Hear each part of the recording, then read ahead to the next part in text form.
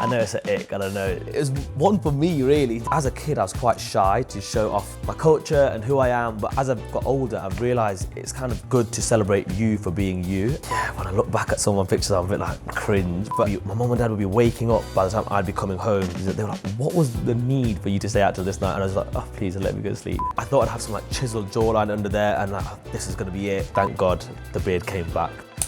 Hi Instax, my name's Indi Singh and welcome to the Creator Cube.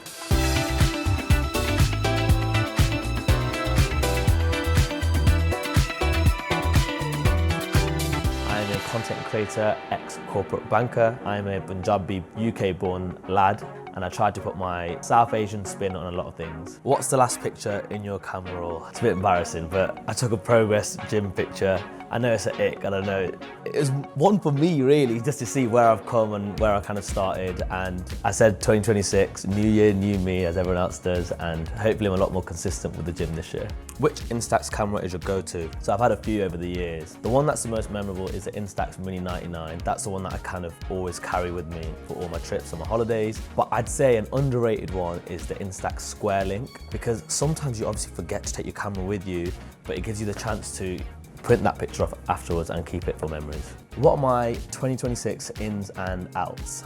So ins are, I seen a quote online a couple of days ago, and it's something that's kind of stuck with me and something I want to take into 2026, and that is to exceed expectations. So whatever I do, whether it's work related, my personal relationships, gym, anything and everything, I just want to exceed what I'd expect from myself and what others expect from me. Out, I would say probably letting go of relationships that no longer serve me.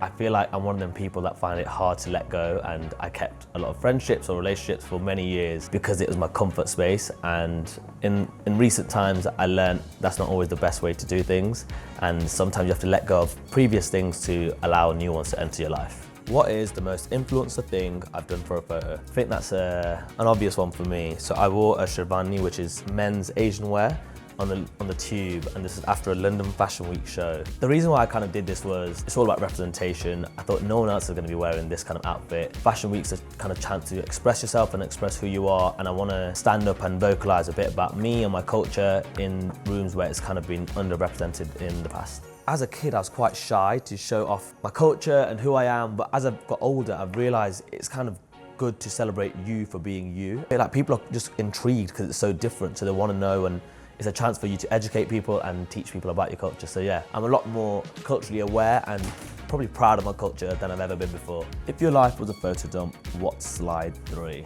I think for me, cliche, but it'll probably be my family. So that's me, my mum, dad, brother and sister. We're a very close family. We spend a lot of time together, and it's something that I think I quite like talking about because I genuinely have the best relationship with them, and yeah, I'm very grateful for the people in my life. What's the memory you didn't appreciate until years later? So fun fact, not many people know this, but I used to run a meme page. I ran this with my brother, and it's the first thing I ever done with my brother. It was a cool experience, and looking back at it, I think it gave us a lot of fundamentals and foundations for what we got to build off the back of that. It was my first experience of being exposed to the public and social media, and if I never started this, I don't think I ever would have started my current journey. So yeah, fun fact, and not many people know that. Candid or posed? As I've got older, candid, because I feel like you capture the moment and you capture the feeling of being there. But when I first started, it was very much posed, so we drove down to a specific street in Miami. Yeah, when I look back at some of my pictures, I'm a bit like cringe, but people probably look at my pictures right now and think cringe, so you're not ever really gonna win, but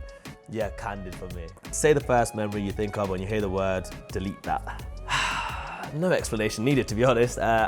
I clean shaved 2 years ago because I was always wondering what my face looks like under the beard. I shouldn't have, and I thought I'd have some like chiseled jawline under there, and like, oh, this is gonna be it. Yeah, times have gone on. Thank God the beard came back because yeah, self-explanatory.